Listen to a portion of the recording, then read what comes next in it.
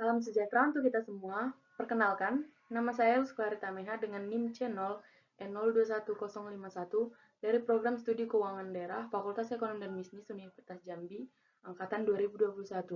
Di sini saya akan menjelaskan sedikit banyaknya tentang materi yang saya rangkum sendiri dalam PPT saya mengenai analisis investasi publik, di mana dosen pengampunya yaitu Bapak Dr. Wirmi Eka Putra.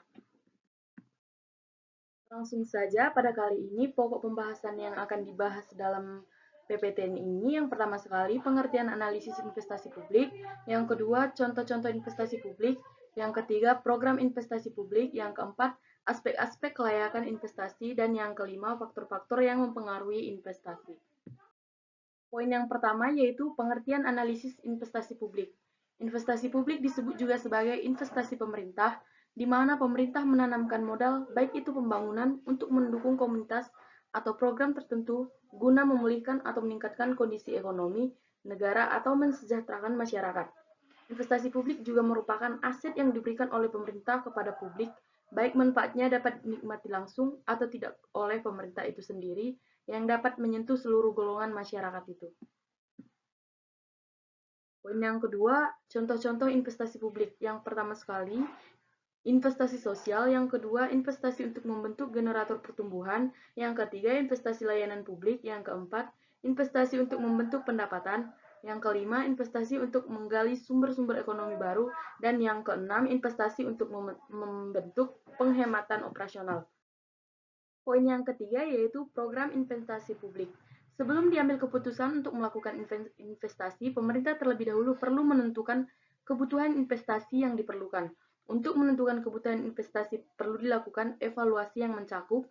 Yang pertama, inventarisasi investasi. Yang kedua, inventarisasi investasi memuat daftar nama dan jenis investasi, nilai investasi, kondisi barang modal yang saat ini ada. Yang ketiga, cakupan layanan dengan tingkat investasi yang sekarang ada. Yang keempat, tambahan cakupan layanan yang dibutuhkan saat ini dan masa yang akan datang. Yang kelima, inventarisasi kebutuhan investasi. Yang keenam, evaluasi kelayakan investasi. Dan yang ketujuh, kriteria kelayakan investasi meliputi aspek-aspek teknis, sosial budaya, finansial, ekonomi, dan aspek distribusi. Poin yang keempat yaitu kelayakan investasi. Seluruh aspek harus dipertimbangkan dan dievaluasi dalam setiap tahap perencanaan anggaran dan siklus pelaksanaan, karena aspek-aspek tersebut satu sama lain saling berhubungan dan saling mempengaruhi. Yang A, aspek teknis.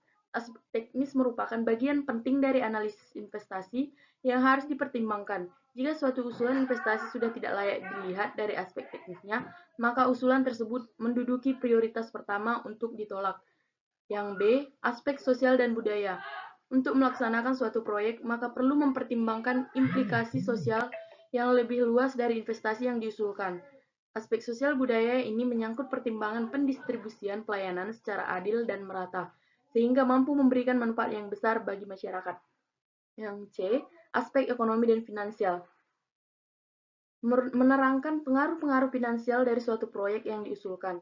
Berdasarkan perencanaan anggaran, keputusan-keputusan mengenai efisiensi proyek secara finansial, solvabilitas, dan likuiditas perlu dipertimbangkan.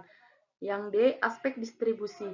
Aspek distribusi terkait dengan keadilan dan persamaan kesempatan untuk mendapatkan pelayanan publik, yaitu equity dan equality. Poin yang kelima yaitu faktor-faktor yang mempengaruhi investasi. Faktor yang harus dipertimbangkan dalam analisis investasi publik adalah yang pertama tingkat diskonto. Tingkat diskonto merefleksikan tingkat keuntungan rate of return yang diperoleh dari suatu proyek dengan tingkat risiko tertentu.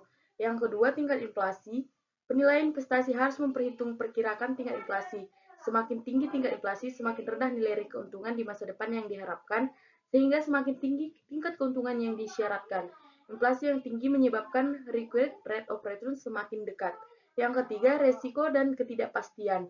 Required rate of return akan semakin tinggi jika risiko investasi naik. Ketidakpastian ekonomi dan hukum kekacauan sosial politik, tidak adanya jaminan keamanan dan kebijakan yang tidak konsisten dapat meningkatkan risiko investasi. Yang keempat, capital rationing merupakan keadaan ketika organisasi menghadapi masalah ketersediaan dana untuk melakukan pengeluaran investasi. Baiklah, kira-kira sampai di sini materi yang saya buat. Kurang lebihnya saya meminta maaf. Terima kasih.